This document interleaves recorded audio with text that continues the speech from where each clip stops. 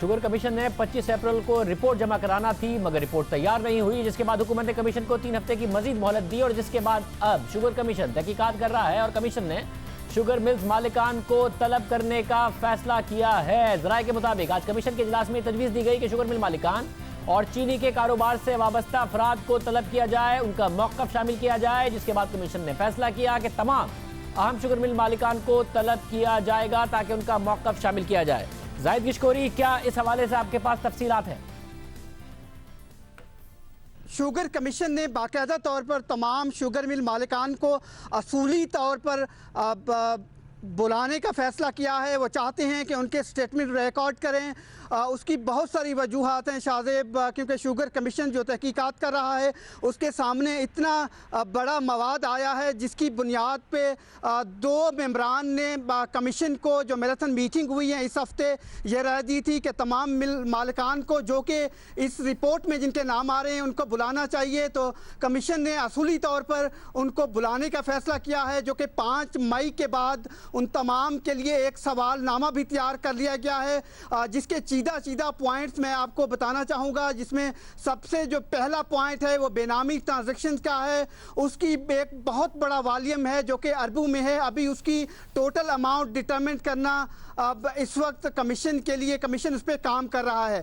दूसरी जो unregistered buyers हैं, तकरीबन 50,000 से ज़्यादा हैं, उस पर उन्होंने सवालात करने हैं। तीसरी बड़ी बात जो कि चीनी की दरामद है और उस पर सब्सिडी के मामलात हैं। और साथ चौथा जो पॉइंट है, कुछ शुगर मिलों ने जो पावर यूनिट्स लगाए हुए हैं उस पर टैक्स के मामलात हैं। और पांचवा जो पॉइंट है, जो कि बहुत अहम पॉइंट है, जो security exchange commission of Pakistan से इन 9 शुगर मिलों के रिकॉर्ड वहाँ से रिकॉर्ड लिया गया है। इसके अलावा नैब से 3 शुगर मिलों के मामलात जो अंडर इन्वेस्टिगेशन थे, बिलखसूस एक शुगर मिल जिसकी इन्वेस्टिगेशन 2017 में बंद हो गई थी, उस पर अब मनी लॉन्ड्रिंग वगैरह के इल्ज़ामात थे। इन तमाम का रिकॉर्ड उन्होंने मंगवाया है। फिर इसके अलावा तमाम ऑडिट रिपोर्ट्स जो हैं, जो कि security exchange commission of Pakistan के पास थी या स्टेट बैंक ऑफ पाकिस्तान के, इसके अलावा CCP से ये वो रिकॉर्ड है जो हासिल किया गया है, जिस पर उनको काउंटर क्वेश्चन करने हैं ताकि उनका मौक़िफ़ आ सके। इसके अलावा शाहजेब जो 9 तहकीकाती टीमें हैं, उन्होंने पाकिस्तान के मुख्तलिफ कोनों में जहाँ पर ये 9 शुगर मिलें वाक़ थी वहाँ पर उन्होंने रेड किए हैं, गाहे बगाहे वहाँ से रिकॉर्ड हासिल किया है।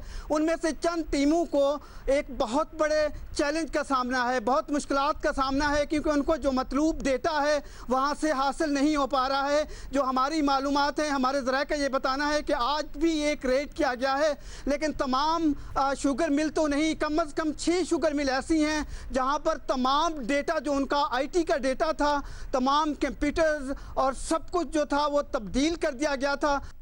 बहुत शुक्रिया। जाहिद गिशकोरी हमारे साथ मौजूद थे। अफसोसनाक खबर इस वक्त सामने आ रही है, स्पीकर कौमी असम्बली असद कैसर का कोरोना टेस्ट मुस्बत आया है। स्पीकर कौमी असम्बली की बेटी और बेटे का भी टेस्ट मुस्बत आया है। उनके भाई के हवाले से खबर मंसूब की जा रही है। हमारे साथ अयाज अकबर यूसुफ मौजूद है। अयाज, बहुत शुक्रिया। अयाज, क्या बात हुई है आपकी, क्या इस हवाले से इतलात है? शाहजेब, मैंने उनके जो स्टाफ अफसर हैं शहरयार, उनसे भी बात होगी है। उन्होंने भी कंफर्म कर दिया है कि वो करंटीना में चले गए हैं। उनका जो टेस्ट उन्होंने आज करवाया था उसकी रिपोर्ट आई, वो पॉजिटिव निकल आए हैं। और उनके भाई अब्दुल वहीद से भी हमारा राब्ता हुआ है। उन्होंने भी कंफर्म किया है कि असद कैसर का भी कोरोना टेस्ट पॉजिटिव है। उनके एक बेटा और एक बेटी उनके भी पॉजिटिव आए हैं। और असद कैसर ने अपने ऑफिशियल पेज के ऊपर भी कंफर्म कर दिया है कि उन्होंने अवाम से अपील की है कि मेरे लिए दुआ भी करें। और उन्होंने अवाम से कहा कि आप भी हिफाजती तदाबीर इख्तियार करें और करंटीना में चले जाएं। मैं खुद भी करंटीना में जा रहा हूँ और मेरे लिए भी दुआ और खैरियत से हैं वो भी, उनका बेटा बेटी भी? बिल्कुल इस वक्त अलामात नहीं है, खैरियत से, तबीयत उनकी ठीक है? जी बिल्कुल, वो इस वक्त स्पीकर हाउस इस्लामाबाद में मौजूद हैं और करंटीना में चले गए हैं। उनके स्टाफ ने भी कंफर्म किया कि उन्होंने कहा कि मुझसे कोई बंदा राब्ता न रखे, लिहाजा मैं करंटीना में हूँ इस वक्त। और आज ये टेस्ट मेरा पॉजिटिव आया। उन्होंने स्टाफ जो उनके साथ ड्यूटी कर रहा है शाहजेब, उन्होंने भी कहा कि हम भी अभी जा रहे हैं अपने टेस्ट करवाने के लिए। उन्होंने कहा है कि जो स्टाफ उनके साथ ड्यूटी कर रहा है, तमाम लोगों को एडवाइस की गई कि फौरी तौर पर अपने टेस्ट करवाएं। कौमी असम्बली का वो स्टाफ जो उनके साथ डायरेक्ट या इनडायरेक्ट पिछले दिनों में उनके साथ काम करता रहा है, जो फाइल्स मूव होती रही हैं। और जब उनके स्टाफ से हमने पूछा कि क्या कोई बैरूनी मुल्क कोई शख्स आया है उनसे मिलने, उन्होंने कहा जी वो सवाबी रेगुलर जाते रहे। और इस दौरान जब कोरोना के ये केसेस सामने आ रहे थे तो बड़े रेगुलरली वो अस्पताल का विजिट करते रहे। ये बताएगा कि कल तक वो ज़ाहिर मुख्तलिफ अराकीन असेंबली मुख्तलिफ मीटिंग्स क्या वो कल तक करते रहे हैं, क्योंकि सिर्फ उनके स्टाफ तक बात नहीं है, बाकी सबको भी अर्जेंटली ट्रेस करके फौरन बता के टेस्ट किया जाए ताकि फैले ना, ये क्या उनकी मीटिंग सब चलती रही थी कल तक? जी शाहजेब, जो नेशनल असेंबली के जो यहाँ पर करीब जितने भी मेंबर्स हैं वो आते रहे हैं, और क्योंकि इस वक्त जो एक 2-3 बड़े इंपॉर्टेंट बिल हुकूमत ने मूव करने हैं उसमें असद कैसद की इन्वॉल्वमेंट भी है उन बिल्स के अंदर, वो रेगुलरली जो अरकानी कौमी असेंबली है उनसे मुलाकातें करते रहे हैं। इसके अलावा जो दीगर खैबर पुख्तनख्वा असेंबली के जो लोग जो इनका KPK से ताल्लुक है उनकी भी छोटे मोटे काम रहे हैं, वो भी इस्लामाबाद आते रहे। काफी लोगों के साथ उनका मेल जुल रहा है और उनसे भी उनके स्टाफ ने हमें बताया कि वो रेगुलरली अपने तमाम जो जितने भी मामलाती जिंदगी थे वो उसी तरीके से कर रहे थे जिस तरीके से नॉर्मली करते हैं।